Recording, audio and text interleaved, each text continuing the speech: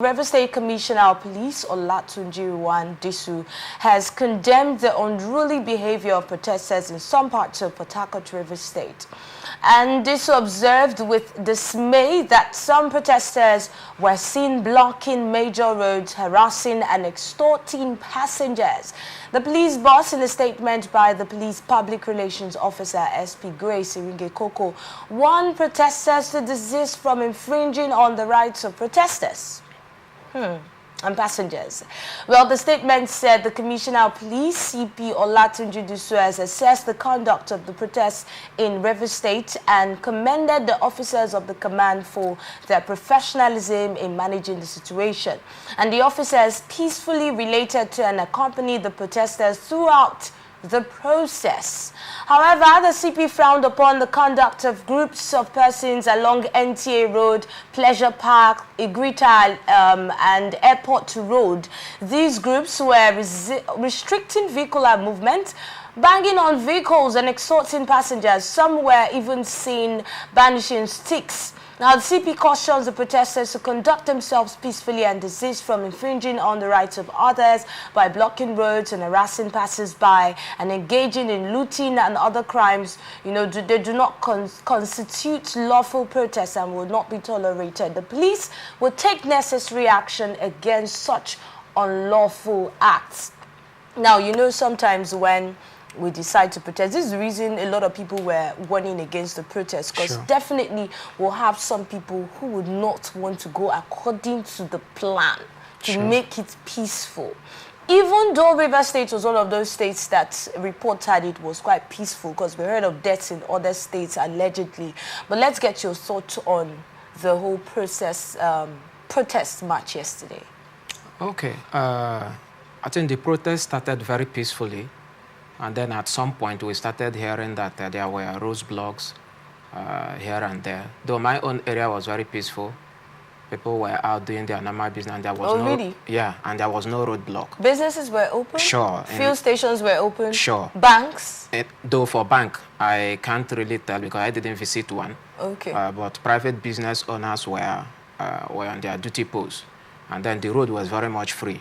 But I learned that some areas were blocked, some roads, was blocked.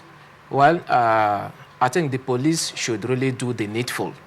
Even in as much as we want the protests, in as much as we want people to air their views, their feelings concerning the bad governance and then hunger in the land.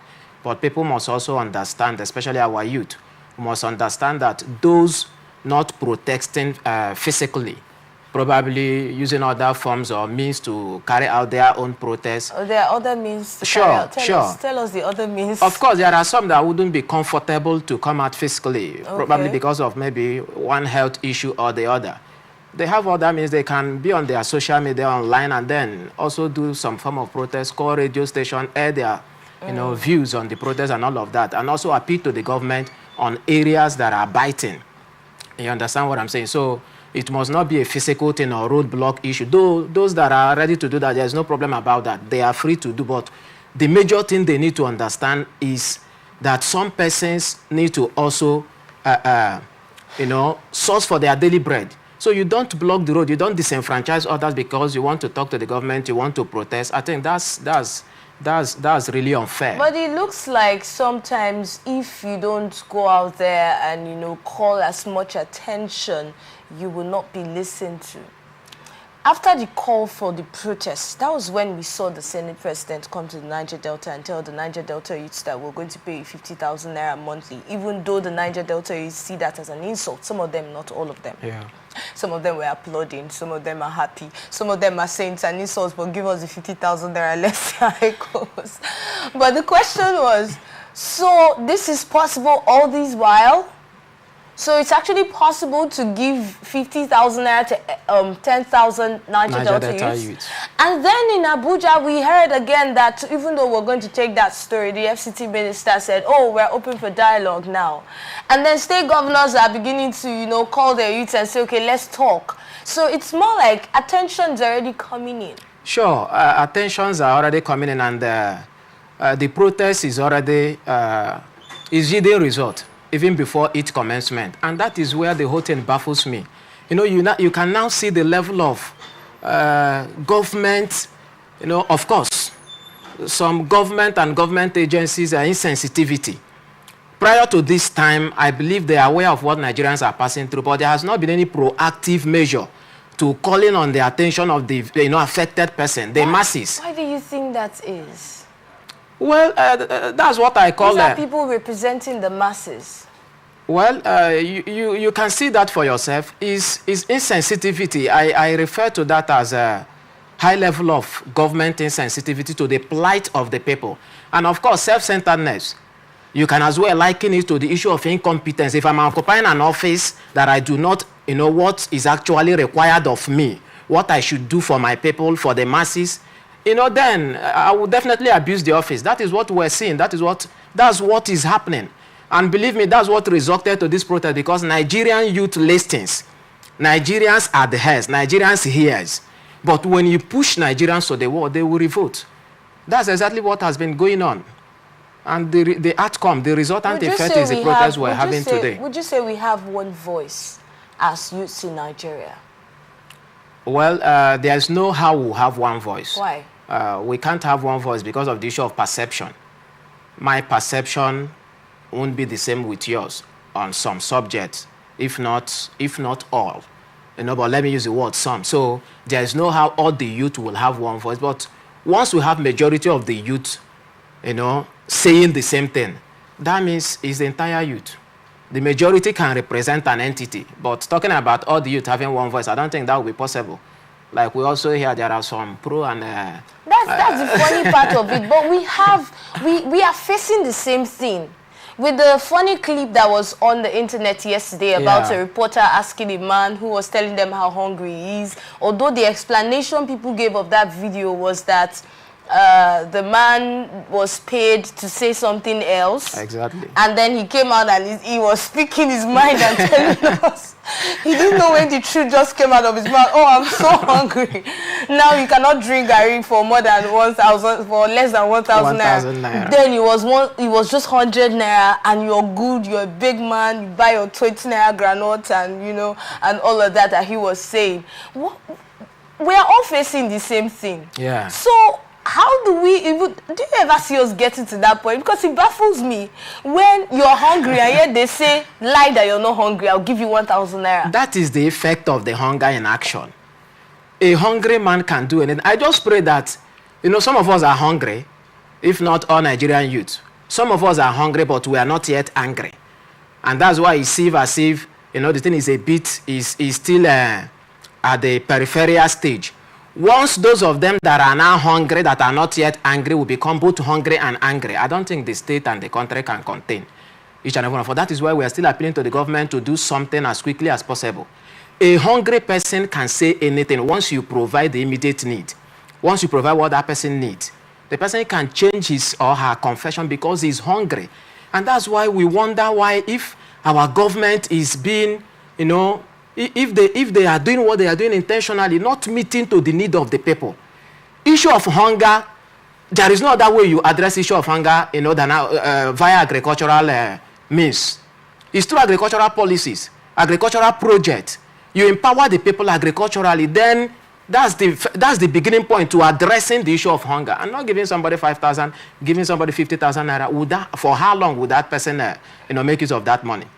So that won't solve the problem. So the person collecting money, to say something that is, different from what he had in mind, is because of hunger. That is it. And the hunger made him say the truth. Exactly. So guess what? A hungry man can, of course, what is happening today in Nigeria, most persons, even the international community, they are beginning to feel like, it's like Nigerians youth are beginning to wake up. The reason is because the hunger has gotten to a point that even a rational man, a reasonable man, that on a very good day wouldn't want to do certain things on social media or physically, they are not doing it. Because what are you living for if you cannot feed yourself, if you cannot feed your family? You know what it takes to take care of a family of 2, 3, 4, 5. So it's a very terrible situation that we have found ourselves. You talked about agricultural policies, even though we'll get to focus more on that, because I would really like to hear from you since you're an expert in that field. But let's just touch it a little bit since you already mentioned it. Are you saying that this government had not really done enough regarding agricultural policies to help with agriculture in Nigeria? It's been 1 year now. What's your analysis on that? Well, I wouldn't want to venture deep into the government agricultural policies in Nigeria and even in the state. I wouldn't want to go into that, but I want to categorically state here that the government has not done enough on agriculture. If the government had done enough, why should we be crying of hunger when Nigeria have, expanse of land, virgin lands here and there, undeveloped land, on land that has not been tampered with? You understand the point? Why would Nigerians be crying? Why would Nigerians be shouting of hunger? It's very shameful. You see countries that do not have arable lands doing well agriculturally, you can't see them lament of hunger and all of that. But why in Nigeria we are crying of hunger? And somebody wants to tell me that the government has done enough. The government has not started. I'm telling you, the government has not started doing anything. If you go to my Facebook, handle, you see some of the posts I dropped there on modern agricultural practices. Those are the things that I expect our government to be doing. Those are the things that we should be talking about. And not when you give a farmer 50,000, 100,000, empowerment of 1 million naira to do, what can that do? So when our government starts... Empowerment of one, I had to cut you there. Empowerment of 1 million naira cannot do anything. For food production. Is that what they give? If the government wants to venture into agriculture, is it 1 million? What can 1 million naira do? Maybe you tell us because it's your field. It cannot do anything. I can tell you what 1 million naira can do agriculturally on this table. Okay. Because this is my field. Okay, maybe. But that's your field. So tell me what 1 million naira can do. Now, if our government wants to develop agriculture, it's not by just giving farmers money. We need enabling environment. There was a time, I think, on one of the radio stations that I was invited to speak on agricultural policies and all of that. I said, once there are enabling environment, you see farmers doing well. If you give me 1 million naira and I have to buy feed from private sectors, and the feed is not even handy within my environment, and then I will have to, buy all the materials that I will use to run, for instance, my poultry farm or my mushroom farm or whatever kind of farm enterprise that I'm into. 1 million naira will not be able to change my status, talk more of the masses or the persons within my immediate environment. But once the government now move a step further, to establishing industries, relevant industry that will boost production, that will enhance farmers to do more. Just like when River State government, sorry, let me be specific here, set up, the cassava processing mill. You need to see the joy, you need to see the happiness, you need to see the kind of, joy that was exhibited by cassava farmers in the state, because they knew that once they produce, the issue of selling, the issue of spoilage and all of that will be forgotten, because there is a factory that will pick up whatever that is being produced. So those are the things we are talking about. Those are the things. Which sector, which agricultural enterprise can someone tell me that, Nigeria, the federal government has really vested enough, and then the entire state is keen into that particular that particular enterprise? We'll delve deeper into agriculture as time goes on with another story. Okay. But let's just quickly wrap things up on this particular statement by the police on the protesters against blocking the road and, extorting passengers and hitting vehicles and harassing vehicles. I want to tell you, sorry for cutting you. You see, those blocking the road are not sincere protesters. Why do you? We have been in this country, at least we have seen how some of these things works, and we have also heard some things out there. Those that doesn't support, those that doesn't believe in the philosophy of protest against bad governance and hunger. We've heard something. There are some persons that would want to do anything within their reach to ensure that what had already been anticipated by those not ticking or endorsing the protest, what they have already proposed comes to pass. So I want to believe that genuine youths that have gone out to protest for the interests of you and I, interests of the masses, there is no how they will extort from passerbys or their fellow youth. There is no how they will disrupt activities. Okay, the road block, is it the government that is using that road? Is the government or the government, are they crossing the road at that particular point in time that the roads were blocked? No, it's the poor masses. So if you check very well, and that is why I want to call on the CP, even the Inspector General of Police, they should brace up, they should be very decisive. They should arrest as many that are causing mayhem. Because it's a very clear thing. It was stated that it's going to be a peaceful protest. And believe me, the organizers of this protest want it to be peaceful. Government is now calling for dialogue. There is nothing, I believe they will answer. Is that not the whole essence of the protest? That's the whole essence of the protest. So why would someone that initiated the protest will now come and start doing something that is contrary to the protest being initiated and something that will be detrimental to the entire economy?